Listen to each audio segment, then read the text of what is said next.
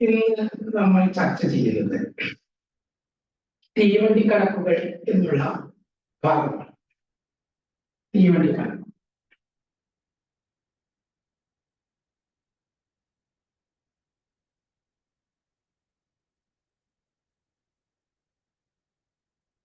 ഇതില് ഒന്നാം ഭാഗം നമ്മൾ ചർച്ച ചെയ്ത് കഴിഞ്ഞു. അതെന്തായിരുന്നു? അത് എന്ന് പറയുന്നത് ഒരു തീവണ്ടി ഒരു പോസ്റ്റിനെ അല്ലെങ്കിൽ ഒരാളെ മറികടക്കാൻ എത്ര സമയം വേണം? അതേപോലെ തന്നെ ഒരു പാലത്തെ അല്ലെങ്കിൽ ഒരു പ്ലാറ്റ്ഫോമിനെ മറികടക്കാൻ എത്ര സമയം വേണം എന്നുള്ളതായിരുന്നു നമ്മളത് ചർച്ച ചെയ്തത്. അതിൽ തീവണ്ടിയുടെ സ്പീഡ് തന്നിട്ടുണ്ടാവും, തീവണ്ടിയുടെ നീളം തന്നിട്ടുണ്ടാവും, പ്ലാറ്റ്ഫോമിന്റെ നീളം തന്നിട്ടുണ്ടാവും. ഇതൊക്കെ വെച്ചിട്ടാണ് നമ്മൾ ആ കണക്കുകൾ ചെയ്യുന്നത്. ഇന്ന് നമ്മൾ ചർച്ച ചെയ്യുന്നത് ഒരു തീവണ്ടി മറ്റൊരു തീവണ്ടിയെ മറികടക്കാനുള്ള സമയം, അല്ലെങ്കിൽ എതിർ ദിശയിൽ വരുന്ന രണ്ട് തീവണ്ടികൾ പരസ്പരം മറികടക്കാനുള്ള സമയം. ഈ രണ്ട് കാര്യങ്ങളുമാണ് നമ്മൾ ചർച്ച ചെയ്യുന്നത്. അതില് ഒന്നാമത്തെ ഒരു സൂത്രവാക്യം ഇവിടെ എഴുതാം. അത് എന്ന് പറയുന്നത് L1 + L2 / S1 - S2. ഇത് ഒരു സൂത്രവാക്യമാണ്.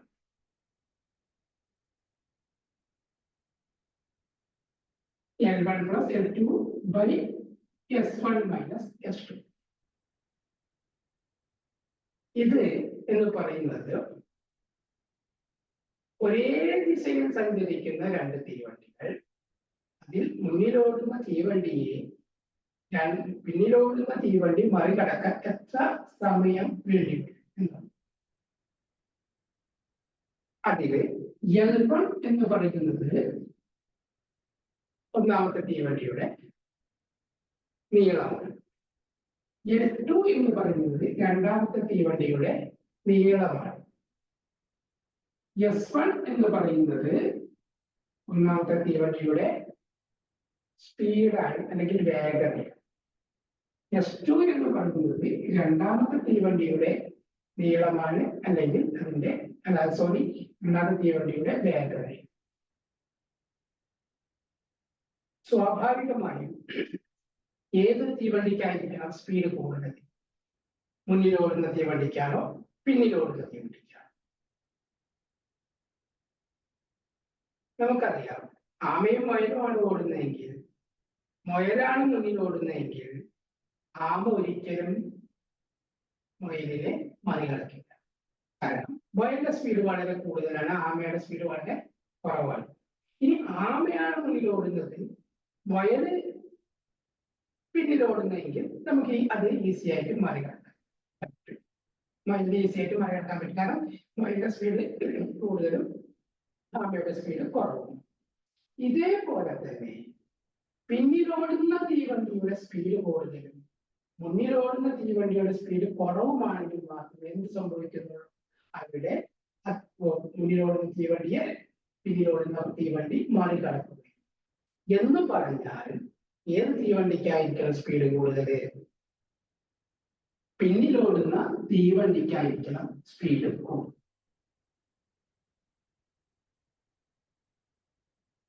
രണ്ടാമത്തെ തീവണ്ടിക്ക് അത്ര തന്നെ സ്പീഡ് ഉണ്ടാവില്ല. അത്തരം കണക്കുകളായിരിക്കും നമുക്ക് തന്നിട്ടുണ്ടാവും. തീർച്ചയായും നമുക്ക് നല്ലത് എന്താ? L1 എന്നുള്ളത് ഒരു തീവണ്ടിയുടെ നീളം എടുക്കാം, L2 എന്നുള്ളത് മറ്റൊരു തീവണ്ടിയുടെ നീളമായിട്ട് എടുക്കാം, S1 എന്നുള്ളത് ഏത് കൂടുതലുള്ള സ്പീഡായിട്ട് എടുക്കാം. അത് ഉറപ്പായിട്ടുള്ളത് പിന്നിലോടുന്ന തീവണ്ടിയുടെ ആയിരിക്കും, ഒരു സംശയവും വേണ്ട. S2 എന്നുള്ളത് രണ്ടാമത്തെ തീവണ്ടിയുടെ സ്പീഡായിരിക്കും. എന്ന് പറഞ്ഞാൽ അത് മുന്നിലോടുന്ന തീവണ്ടിയുടെ സ്പീഡ് ആയിരിക്കും. ഈ സമവാക്യം ഉപയോഗിച്ച് നമുക്ക് എന്ത് ചെയ്യാൻ പറ്റും? സമവാക്യം ഉപയോഗിച്ച് നമുക്ക് ഒരേ ദിശയിൽ സഞ്ചരിക്കുന്ന തീവണ്ടികൾ ഒരു തീവണ്ടി മറ്റൊരു തീവണ്ടിയെ മറികടക്കാനുള്ള സമയം കണ്ടെത്താം. അപ്പൊ നമുക്ക് അടുത്തൊരു സമവാക്യം കൂടി വെച്ച് നമുക്കൊന്ന് കമ്പയർ ചെയ്ത് എങ്ങനെ പഠിക്കാം. നമുക്ക് ഒരു ചെറിയ ഓർമ്മ വരാൻ L1, L2, S1, S2 ഒക്കെ അതിലുണ്ടായി, രണ്ടും ഉണ്ടായി, ഇതൊക്കെ അതിലുണ്ടായി. എവിടെ മാത്രമേ വ്യത്യാസം വരൂ അത് നമുക്കൊന്ന് നോക്കാം. അവിടെ ഒരേ ദിശയിലാണ് പോകുന്നത് എന്നുള്ളത് ഒരു വരയായിട്ട് നമുക്കത് മനസ്സിലാക്കാം. ഒരു വര ഒരേ ദിശയിലാണ് ഇങ്ങനെ ഇങ്ങോട്ട് വരികയാണ്. അതുകൊണ്ട് തന്നെ ഈ മൈനസ് അങ്ങനെ വന്നതാണ് എന്ന് ഓർത്ത് വെച്ചാൽ വളരെ ഈസി. ആണ് മൈനസ്. എന്തുകൊണ്ടാണ് ഞാനിത് പറയുന്നത്? ഒന്നുമില്ല, അപ്പുറത്ത് അത് പ്ലസ് ആയിരിക്കും, അത് മാത്രമേ ഉള്ളൂ, ബാക്കി ഒരു മാറ്റവും വരും. അപ്പൊ തമ്മിൽ വേർതിരിച്ചറിയാൻ നമുക്കുള്ള ഈ വഴി ഒരേ ദിശയിലാണ് പോകുന്നെങ്കിൽ ഒരു തീവണ്ടി മറ്റൊരു തീവണ്ടി രണ്ടും ചേർക്കുകയാണെങ്കിൽ എന്താണ് ഒരു വര. ആ വരയായിട്ടാണ് ഈ എന്താ പറയുക മൈനസ് കുറയ്ക്കൽ ചിഹ്നം എന്നുള്ളത് ഓർത്ത് വെച്ചാൽ വളരെ ഈസിയാണ്. രണ്ടാമത്തെ സമവാക്യം എന്താണ്? രണ്ടാമത്തെ സമവാക്യം എന്ന് പറയുന്നത് എന്താണ്? അതായത് എതിർ ദിശയിൽ വരുന്ന തീവണ്ടികൾ തമ്മിൽ എങ്ങനെയാണ് മറികടന്നത്? ഒരു തീവണ്ടി അവിടെ നിന്ന് ഇങ്ങോട്ട് വരുന്ന മറ്റൊരു തീവണ്ടി ഇങ്ങോട്ട് വരുന്നെങ്കിൽ അതിനെ മറികടക്കാൻ എത്ര സമയം വേണ്ടി വരും? രണ്ട് തീവണ്ടികൾ പരസ്പരം മറികടക്കാൻ എത്ര സമയം വേണ്ടി വരും? അതിനുള്ള സമവാക്യം L1 plus L2 by S1 plus S2.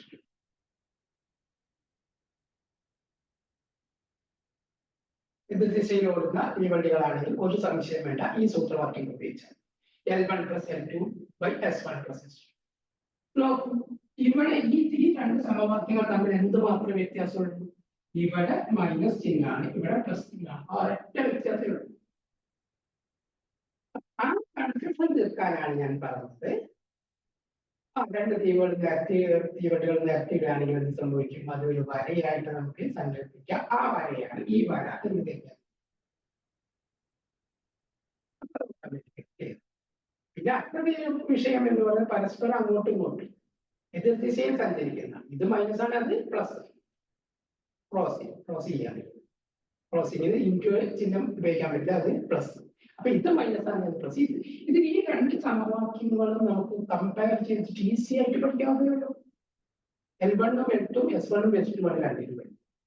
ഇവിടെ മാത്രമേ വ്യത്യാസമുള്ളൂ, ഇവിടെ മൈനസ് അവിടെ പ്ലസ്, ഇത് മാത്രമേ വ്യത്യാസം. ഇത് വ്യക്തമായിട്ട് എഴുതിയെടുത്ത് ഓർമ്മയെ സൂക്ഷിച്ചാൽ മതി. നിങ്ങൾക്ക് അത്തരം കണക്കുകൾ ഒരു കൺഫ്യൂഷനും ഇല്ലാതെ നിങ്ങൾക്ക് ഈസി ആയിട്ട് ഈ കണക്കുകൾ ചെയ്യാം. ഓക്കെ ആയിട്ടുണ്ടെങ്കിൽ നമുക്കതിലെ രണ്ട് കണക്ക് ഏതൊക്കെ?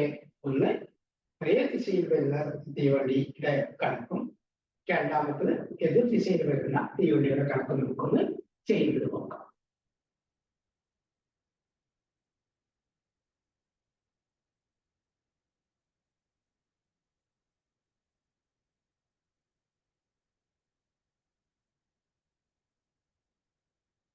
ചോദ്യം ഇങ്ങനെയാണ്: ഒരേ ദിശയിൽ സമാന്തരമായിട്ട് സഞ്ചരിക്കാൻ പറ്റില്ല. കാരണം ഒരു ട്രാക്കിലൂടെ രണ്ടും ഒരേ ട്രാക്കിലൂടെ പോകാൻ കഴിയില്ല. അപ്പൊ അത് ഓവർടേക്ക് ചെയ്യാൻ പറ്റിയ പ്രശ്നം. സമാന്തരമായിട്ടാണ് സഞ്ചരിക്കുന്നത്. ഒരു ട്രാക്കിൽ ഒരു തീവണ്ടി പോലെ മറ്റൊരു ട്രാക്കിലേക്ക് അടുത്ത തീവണ്ടി സഞ്ചരിക്കുന്ന 80 മീറ്ററും 120 മീറ്ററും നീളമുള്ള 80 മീറ്ററും 120. അപ്പൊ L1 കിട്ടി, L2 80 മറ്റൊന്ന് 120. നീളമുള്ള രണ്ട് തീവണ്ടികളുടെ വേഗത യഥാക്രമം 25 km/മണിക്കൂറും 35 km/മണിക്കൂറും ആണ് എങ്കിൽ വേഗത കൂടിയ തീവണ്ടി രണ്ടാമത്തെ തീവണ്ടിയെ കടന്നു പോകാനെടുക്കുന്ന സമയം എന്ത്? നമുക്ക് ഓരോരോ ഭാഗങ്ങളായിട്ട് ചെയ്തു നോക്കാം. ഒരേ ദിശയിലാണ് വരുന്നത് എന്ന് പറഞ്ഞിട്ടുണ്ട്. അപ്പോൾ തീർച്ചയായിട്ടും ഒന്നാമത്തെ സമവാക്യമാണ് നമുക്ക് ഉപയോഗിക്കാം. ഏതാ സമവാക്യം? L1 plus L2 by S1 minus S2. അപ്പൊ ഇവിടെ L1 എന്താണ്? L1 എന്നുള്ളത് എത്രയാണ്? L1 എന്നുള്ളത് 80 മീറ്റർ. 80 മീറ്റർ. 80 മീറ്റർ ആണ്. L2 എന്നുള്ളത് എത്രയാണ്? 120 മീറ്റർ ആണ്. അപ്പൊ L1 plus L2 എത്ര കിട്ടും? L1 plus L2 സമം 80 plus 120 200 മീറ്റർ. അത് okay. S1 minus S2. S1 minus S2. S1 minus S2 എത്രയാണ്? S1 എന്നുള്ളത് 35 കിലോമീറ്റർ. വലുതെടുക്കണം എന്നാലേ നമുക്ക് കിട്ടുള്ളൂ. 35 കിലോമീറ്റർ പെർ അവർ ആണ്. 35 എന്ന് ഓർത്താൽ മതി. S2 എന്താണ്? 25 കിലോമീറ്റർ പെർ മണിക്കൂർ. അപ്പൊ S1 മൈനസ് S2 എത്രയാണ്? 10 കിലോമീറ്റർ പെർ മണിക്കൂർ എന്ന് കിട്ടും. അതിനെ നമ്മൾ എന്ത് ചെയ്യണം? ഇതിനെ മീറ്റർ പെർ സെക്കൻഡിലേക്ക് ആക്കണം. കാരണം എന്താ? കാരണം ഇവിടെ മീറ്റർ ആണ് പറഞ്ഞിട്ട് അല്ലെ? ഇവിടെ മീറ്ററും സെക്കൻഡും ഒക്കെ ആയിരുന്നു. സെക്കൻഡുകളുടെ സമയം ആവശ്യമില്ല. അപ്പൊ അതിന് നമുക്ക് എന്ത് ചെയ്യാൻ പറ്റും? നമുക്കതിനെ മീറ്റർ പെർ സെക്കൻഡിലേക്ക് മാറ്റാം. അതെങ്ങനെയാണ്? ഇവിടെ 10 കിലോമീറ്റർ പെർ മണിക്കൂർ എന്നുള്ളത് എന്താണ്? 10 കിലോമീറ്റർ പെർ മണിക്കൂറിനെ എങ്ങനെ മാറ്റാം? 10 × 5/18. 10 × 5/18 എന്നിവിടെ 50/18. അതെന്തേ ഓർത്താൽ മതി. 50/18. ഇനി എന്ത് ചെയ്യണം? ഈ 50/18 കൊണ്ട് ഇതിനെ ഹരിക്കാം. ഏതിനെ ഹരിക്കണം? 200 മീറ്ററിനെ ഹരിക്കാം. അപ്പൊ 200 മീറ്ററിനെ 50/18 ഹരിക്കുക എന്നാണ് അർത്ഥം. 200 ഹരിക്കണം 50/18 എന്ന് പറഞ്ഞാൽ അതിന്റെ അർത്ഥം 200 × 18/50. 18/50 50 ഇവിടെ 1 ഇവിടെ 4 48 സെക്കൻഡ്. 72 സെക്കൻഡ് എന്നാണ് കഴിഞ്ഞിട്ട് നമുക്ക് അതിങ്ങനെ പറയാം. 1 മിനിറ്റും 12 സെക്കൻഡും എന്നും വേണമെങ്കിൽ പറയാം. ഓക്കെ ആയിട്ടുണ്ടാവും എന്ന് മനസ്സിലാവും. നമുക്ക് നിങ്ങൾക്ക് ഇത് ധാരണയായിട്ടുണ്ടാവും. നിങ്ങൾ ആവശ്യമുള്ള കാര്യങ്ങൾ എഴുതിയെടുക്കാം.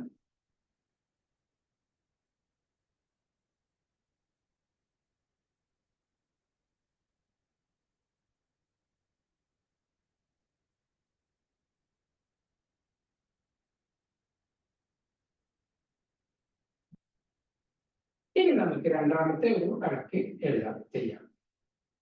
എന്താ രണ്ടാമത്തെ കണക്ക്?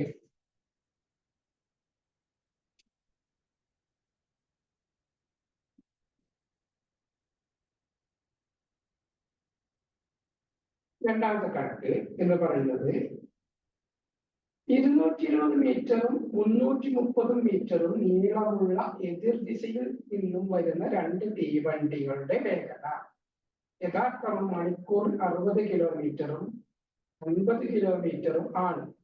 ഇവ പരസ്പരം കടന്നു പോകാൻ എത്ര സമയം എടുക്കും? ഇത് എതിർ ദിശയിൽ നിന്നും വരുന്ന തീവണ്ടികളാണ് എന്ന് നമുക്ക് മനസ്സിലായി. അതിന്റെ നീളം തന്നിട്ടുണ്ട്, അതിന്റെ വേഗതയും തന്നിട്ടുണ്ട്. അപ്പൊ നമ്മുടെ സമവാക്യം എന്താണെന്ന് എഴുതി വെക്കാം. എന്താണ് സമവാക്യം?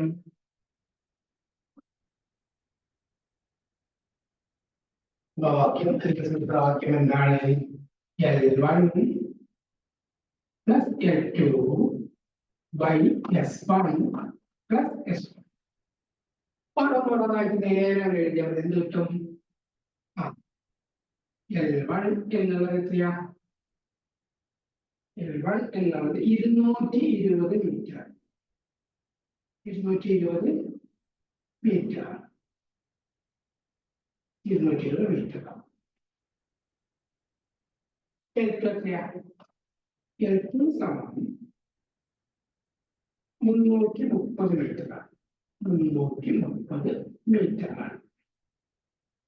അപ്പൊ L1 പ്ലസ് L2 എത്രയാണ്? L1 പ്ലസ് L2 220 330 കൂടി കൂട്ടിയാൽ നമുക്ക് അറിയാം 550. ഓക്കെ, അതോക്കെ. ഇനി എന്താ വേണ്ടത് നമുക്ക്? S1 എത്രയാ? S1 എന്നുള്ളത് മണിക്കൂർ 60 കിലോമീറ്റർ.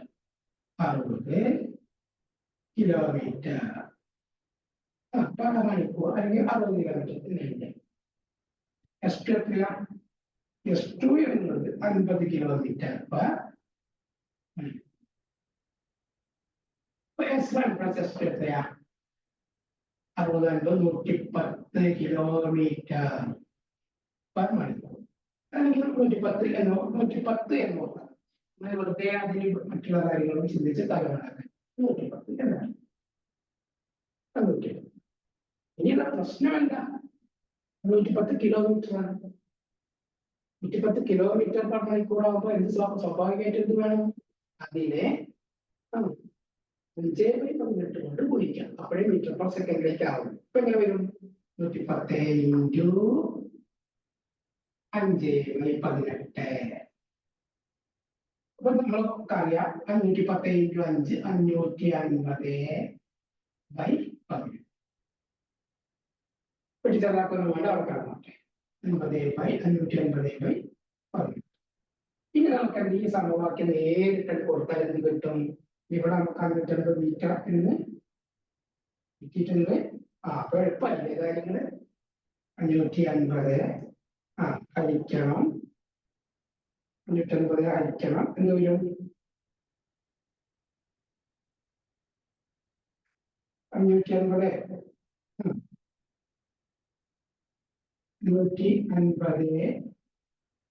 ഹരിക്കണം 550/18. അപ്പൊ എന്ത് വരും? ഹരണം എന്ത് സംഭവിക്കും? ഹരത്തിന് ഗുണനമായി മാറും.